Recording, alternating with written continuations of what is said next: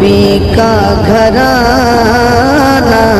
ہمارے چینل سے جڑنے کے لیے یوٹیوب پر اسلامک جلوہ کو ابھی سبسکرائب کریں۔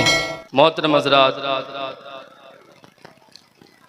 ممبر شریف پہ آپ دیکھ رہے ہیں شہزادگان حضور شیر بہار، پیر طریقت رہبر راہ شریعت حضرت علامہ ارشد رضوی صاحب قبلہ و قاری احمد صاحب قبلہ اور نقیب اعظم ہندوستان، نقیب اہل سنت، مصنف منظوم سوانح اعلیٰ حضرت علامہ محبوب گوہر اسلام پوری صاحب قبلہ اور آج کی اس بزم کے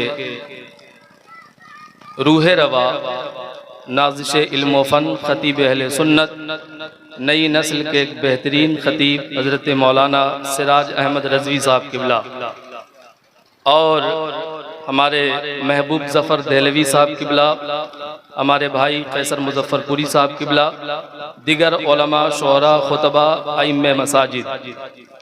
چونکہ قلت وقت ہے اس لیے نام لینے سے قاصر ہوں، اور بالخصوص حضرت علامہ انظار الحسن خان صاحب کے شہزادگان یہاں موجود ہیں، اور دیگر ہمارے بہت مشفق مہربان جو مجھ سے محبت کرتے ہیں، علماء کی شکل میں، قراء کی شکل میں اور مفتیان اعظام کی شکل میں جلوہ فرما ہے۔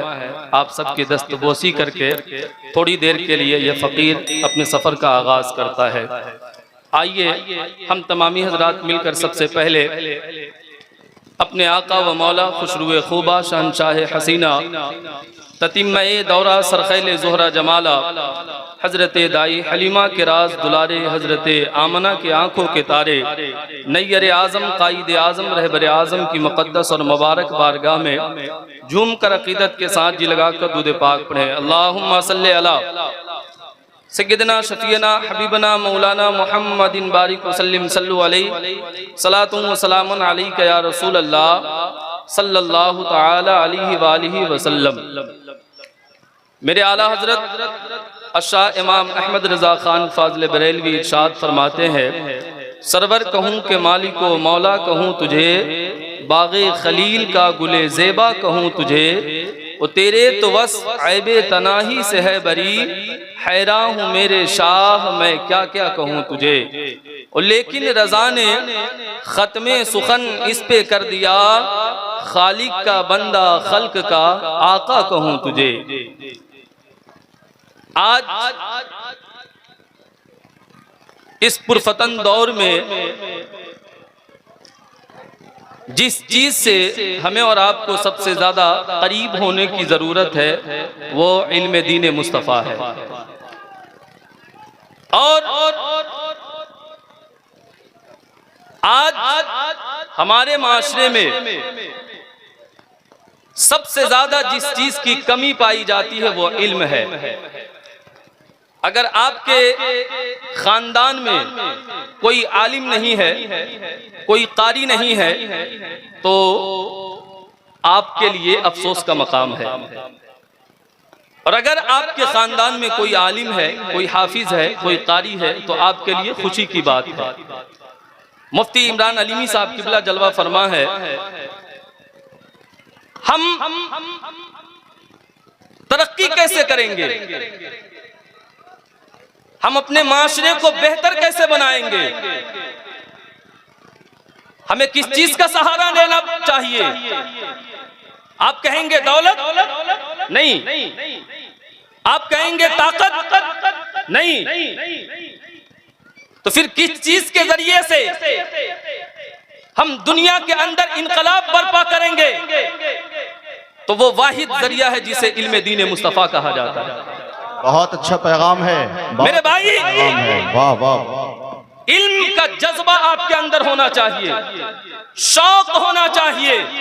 چونکہ قلت وقت ہے تو مفتی عمران علیمی صاحب جانتے ہیں کہ تمہید تقریر کی جان ہوتی ہے، لیکن میں بہت زیادہ تمہید نہیں باندھ سکتا کیونکہ قلت وقت ہے، پتہ نہیں کب مجھے کھینچ کے بیٹھایا جائے، لیکن جذبہ شوق ہونا چاہیے۔ ایک محدث ہے جن کا نام حضرت بقی الدین ابن مخلد ہے. آپ کے اندر علم کا وہ جذبہ، وہ شوق پیدا ہوا کہ آپ اپنے ملک سے سفر کر کے مصر اور دیگر علاقوں کا سفر کر کے آپ بغداد پہنچتے ہیں حدیث رسول پڑھنے کے لیے. کن سے؟ حضرت امام احمد بن حنبل سے. میرے بھائی غور کیجئے گا، جب آپ سفر کر کے بغداد پہنچتے ہیں تو آپ کو یہ پتا چلتا ہے کہ حکمرانوں کی بے راہ روی اور حسد کی وجہ سے حضرت امام احمد بن حنبل کو نظر بند کر دیا گیا، آپ کو سلاخوں کے اندر ڈال دیا گیا ہے. اب آپ کے ذہن میں یہ ہوگا کہ جو آدمی علم دین کا شوق لے کر، جذبہ لے کر اور اپنی زندگی کی ساری کمائی لے کر سفر کر کے علم حاصل کرنے کے لیے، حدیث رسول پڑھنے کے لیے بغداد جاتے ہیں، جس عظیم شخصیت کے پاس انہیں نظر بند کر دیا گیا ہے، دل میں کس طریقے کا احساس ہوتا ہے، کیسی تکلیف ہوتی ہے، مایوسی کیسی آتی ہے، آپ اندازہ کریں گے. لیکن میرے بھائی چونکہ شوق تھا نا علم سیکھنے کا، تو کہا کہ اب کیا کیا جائے. تو آپ ایک تدبیر نکالتے ہیں اور یہ سوچتے ہیں کہ جس جیل کے اندر، جس سلاخوں کے اندر حضرت امام احمد بن حنبل کو نظر بند کیا گیا ہے، اس کے چاروں گرد سپاہی ہے. تو حضرت بقی الدین ابن مخلد اپنے جسم پہ پرانا کپڑا پہنتے ہیں اور اس کو پھاڑ لیتے ہیں اور ہاتھ میں کاسا لے لیتے ہیں اور ایک بھکاری کا روپ اختیار کرتے ہیں اور آپ بھیک مانگتے ہوئے آپ پہنچتے ہیں حضرت امام احمد بن حنبل کے قریب میں.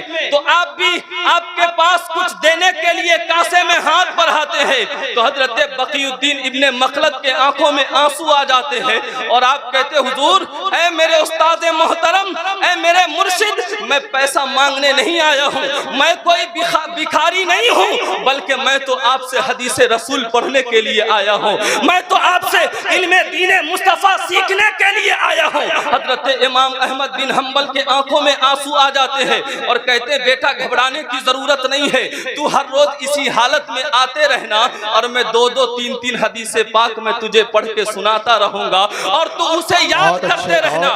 سالوں گزر گئے علم دین حاصل کرنے کے لیے. حضرت بقی الدین ابن مخلد فقیری کا لبادہ اوڑھ کر آپ علم دین مصطفیٰ حاصل کر رہے ہیں. جب سالوں گزرنے کے بعد حضرت امام احمد بن حنبل کو جب رہا کر دیا جاتا ہے، حکومتیں بدل دی جاتی ہے، مدرسہ تیار کر کے دیا جاتا ہے، اجازت دی جاتی ہے کہ اب آئیے مدرسے میں پڑھائیے، اب آپ آقا کی حدیث پڑھائیے.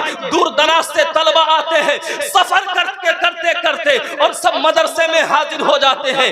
لیکن جیسے بقی الدین ابن مخلد حضرت امام احمد بن حنبل کے قریب آتے ہیں تو آنکھوں میں آنسو آ جاتے ہیں.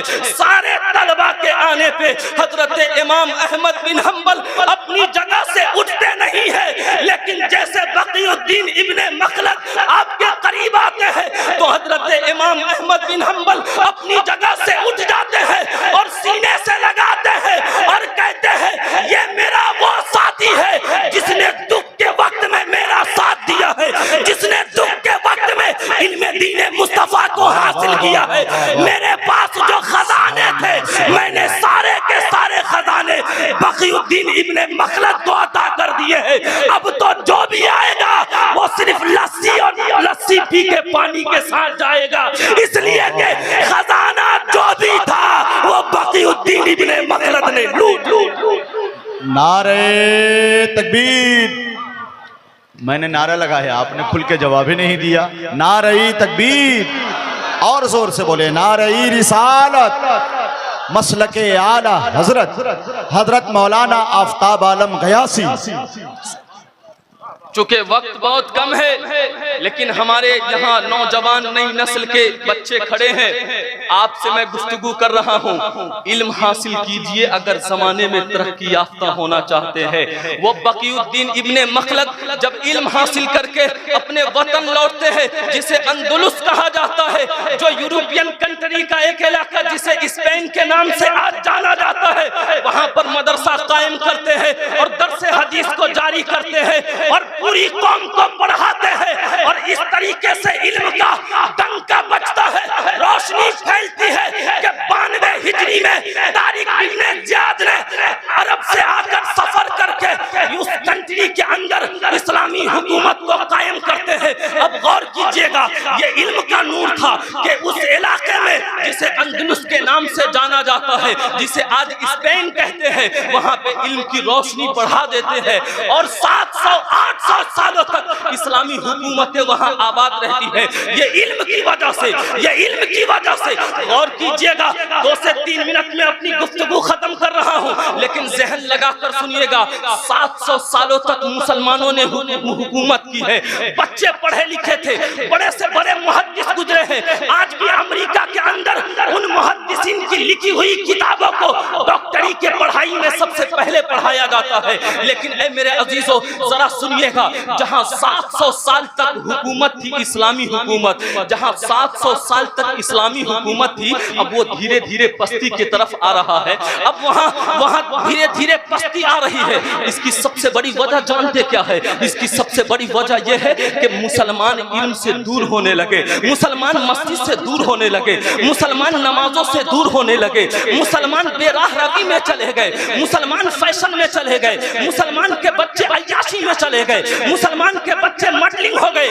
تو 1492 عیسوی کے اندر عیسائیوں نے اس اسلامی دیش پہ قبضہ کر لیا. اور آپ کو پتا ہے وہ کیسے قبضہ کیے؟ وہ سب سے پہلے ایک پاگل کو چوراہے پہ کھڑا کر دیے اور اس سے کہا گیا کہ تو حضور کی شان میں گستاخی کر. وہ پاگل چوراہے پہ کھڑا ہو کر معاذ اللہ حضور کی شان میں گستاخی کر رہے تھے, تو جتنے وہاں پہ مسلمان تھے سب اپنی آواز کو بند کر کے خاموش تھے کہ یہ پاگل ہے, یہ پاگل ہے.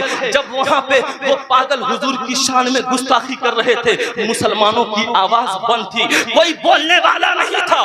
لیکن چند دنوں کے بعد جب یہ جان گئے عیسائی کہ اب مسلمان ایمان کے معاملے میں کمزور پڑ گئے ہیں, اب ایمانی حرارت ان کے اندر نہیں ہے, اب یہ علم سے دور ہو گئے ہیں, تو پھر وہ سارے لوگ مل کر یکا یک مسلمانوں پہ حملہ کر دیے. اور وہاں کی جو سب سے بڑی مسجد تھی, جسے قرطبہ کے نام سے دنیا جانتی اور پہچانتی ہے, جو آج بھی اسپین کے اندر موجود ہے, آج وہ گرجا گھر بن گئی ہے. اب مسلمانوں کو اس دیش میں کھلے عام سجدہ کرنے کی اجازت نہیں ہے, اب کھلے عام کوئی نماز نہیں پڑھ سکتا ہے. اے میرے عزیزوں, میں آپ سے کہنا چاہتا ہوں, یہ دنیا والے جب ہمارے ساتھ مقابلہ کرتے ہیں تو یہ نہیں دیکھتے ہیں کہ ہم نمازوں سے کتنی دور ہے, ہم اذان سے کتنی دور ہے, ہم علم سے کتنی دور ہے. یہ سب سے پہلے یہ دیکھتے ہیں کہ مسلمانوں کے دلوں سے اس کے رسول کس قدر نکل گیا ہے, اس کے رسول کے معاملے میں یہ کتنا کمزور ہو گئے ہیں. جب مسلمان اس کے رسول کے معاملے میں کمزور پڑ جاتے ہیں تو پھر ان سے ان کی دولتوں کو چھین لیا جاتا ہے. عیسائیوں نے ان کی مسجدوں کو چھین لیا, ان کی بیٹیوں کو قتل کر دیا, انہیں زندہ دفن کر دیا, اور پھر وہاں پر عیسائیوں کی حکومتیں قائم ہیں. علامہ محبوب گوہر صاحب یہاں پہ جلوہ فرما ہے, جو میرے مشفق ہے, جو میرے محسن ہے, مولانا چشتی صاحب بیٹھے ہیں. آج اسپین کے اندر 500 ایسی مساجد ہے جس میں گرجا گھر قائم ہے, جہاں پہ اللہ کی عبادت نہیں ہوتی ہے, جہاں نماز نہیں پڑھی جاتی ہے. اے میرے عزیزوں, میں آپ سے کہنا چاہتا ہوں, ہاں یہی تو وجہ ہے آج ہم ناکام ہو گئے. اب یہ جو میں نے آپ کو بتایا ہے نا, یہ عبرت ہے آپ کے لیے, عبرت ہے, عبرت ہے. ارے لوگ زندہ کیسے ہوتے ہیں؟ آج شہزادے حضور شیر بہار بیٹھے ہیں, ہم ان کا نام لیتے ہیں, ان کو چومتے ہیں, ان سے پیار کرتے ہیں, اور ان کے بابا کا نام قیامت کی صبح تک ہماری جو نسلیں آئیں گی وہ لیتی رہیں گی. جانتے ہیں اس کی سب سے بڑی وجہ کیا ہے؟ حضور شیر بہار کو ہم دولت کی وجہ سے نہیں جانتے ہیں, حضور شیر بہار کو ہم طاقت کی وجہ سے نہیں جانتے ہیں, بلکہ میرے اور آپ کے آقا صلی اللہ علیہ وسلم ارشاد فرماتے ہیں, من صار بالعلم حیا لم یمت ابدا، جو علم سے زندہ ہوگا وہ کبھی مرے گا نہیں۔ ٹھیک ٹھیک رکھ۔ ارے زبردست خطاب، بہت بڑا پیغام دیا آپ نے بھائی، کیا بات ہے کیا بات ہے۔ سبحان اللہ سبحان اللہ۔ ارے آپ لوگوں کو جھومنا چاہیے، مچلنا چاہیے، اظہار محبت کرنا چاہیے، نعرہ لگانا چاہیے، یا رسول اللہ کہنا چاہیے۔ اتنا اچھا خطاب آپ نے کر دیا ابتدائی وقت میں ہی، اٹھا دیا آپ نے۔ واہ واہ واہ واہ واہ واہ، یا رسول اللہ، سبحان اللہ۔ من صار بالعلم حیا لم یمت ابدا، جو علم سے زندہ ہوگا وہ کبھی مرے گا نہیں۔ یاد رکھو، اگر اپنی نسلوں کو باقی رکھنا چاہتے ہو اور دنیا کے اندر انقلاب برپا کرنا چاہتے ہو تو اپنے بچوں کے ہاتھوں سے موبائل چھین لو، اپنے بچوں کے ہاتھوں سے یہ کرکٹ چھین لو، اپنے بچوں کے ہاتھوں سے فٹ بال چھین لو اور ان کے ہاتھوں میں کتاب دے دو، اس لیے کہ رہتا ہے نام علم سے زندہ ہمیشہ تھا، اولاد سے تو بس یہی دو پشت اور چار۔ کیا بات ہے، اچھا پیغام ہے۔ اس لیے مولانا سراج رضوی نے جو کام کیا ہے وہ سراہنے کے لائق ہے، سراہنے کے قابل ہے، اور صرف وہ بچے بھی خوش نصیب ہے جو آج حافظ قرآن بنے ہیں، وہ قرآن حافظ قرآن بنے ہیں۔ میرے بھائی ایک آخری بات 1 منٹ کی آپ کو بتاتا ہوں، ہندوستان کی حفاظت کرنے کے لیے فوجی بارڈر پہ رہتے ہیں، اگر یہ حکومت اعلان کر دے کہ اب ہم فوجی میں بھرتی نہیں لیں گے، ہمیں فوجیوں کی ضرورت نہیں ہے، اب چھوڑ دو، 5 سالوں میں ملک ہندوستان پہ الگ الگ دیشوں سے لوگ حملہ کر کے قبضہ کر لیں گے، اس لیے کہ آپ بھی جانتے ہیں فوجیوں کو کتنی تکلیف ہوتی ہے، وہ کتنی مشقتوں کو برداشت کرتے ہیں، اس کے بعد وہ دیش کی حفاظت کرتے ہیں۔ اگر فوجی بارڈر پہ نہیں رہیں گے تو دیش کی حفاظت کون کرے گا؟ ٹھیک اسی طریقے سے اگر آپ مدرسوں کو قائم نہیں کریں گے اور مدرسے میں حافظ قرآن نہیں بنیں گے، عالم دین نہیں بنیں گے، قاری قرآن نہیں بنیں گے، تو آپ کے ممبروں کو کون سنبھالے گا؟ آپ کے محراب کو کون سنبھالے گا؟ آپ کے باپ کے جنازہ کو کون پڑھائے گا؟ آپ کے باپ کو کاندھا کون دے گا؟ ان کے بخشش کی دعا کون کرے گا؟ اس لیے میں آپ سے آج یہ کہہ کے جا رہا ہوں، اگر اپنے معاشرے کو بہتر بنانا چاہتے ہیں، اپنے اندر مکمل توانائی اور طاقت پیدا کرنا چاہتے ہیں تو مدارس اسلامیہ کو مضبوط کیجئے، ان کا بھرپور تعاون کیجئے اور انہیں آباد کیجئے۔ انشاءاللہ تعالی جب یہ بچے آباد ہوں گے تو یہ صرف مدرسوں کی حفاظت نہیں کریں گے بلکہ یہ خانقاہوں کو بچائیں گے، یہ خانقاہوں کو بچائیں گے، یہ خانقاہوں کو آباد کریں گے، یہ ہماری حفاظت کریں گے، یہ ہماری آنے والی نسلوں کی حفاظت کریں گے۔ اس لیے میرے بھائیوں اپنے ہاتھ سے موبائل پھینک دو، بے راہ روی میں نہ جاؤ، علم دین مصطفیٰ حاصل کرو تاکہ دنیا کے اندر آپ کو ایک پہچان ملے، آپ کو دنیا والے لوگ جانے۔ اس لیے کہ میرے اور آپ کے آقا صلی اللہ علیہ وسلم ارشاد فرماتے ہیں اطلب العلم من المہدی الی اللحد، علم حاصل کرو ماں کے گود سے لے کے قبر کے آغوش تک۔ انشاءاللہ تعالی آپ جب تک زندہ رہیں گے آپ دنیا کے اندر بھی کامیاب رہیں گے اور آپ دنیا سے جانے کے بعد بھی کامیاب رہیں گے۔ تو ذرا دونوں ہاتھ اٹھائیے اور زور سے کہیے یا رسول اللہ، اور زور سے کہیے یا رسول اللہ۔ میرے حضور ہمیشہ کمال کرتے ہیں، جو فیصلہ کرتے ہیں بے مثال کرتے ہیں۔ میرے حضور کو شمس و قمر سے مت جانو، ایسے کام تو ان کے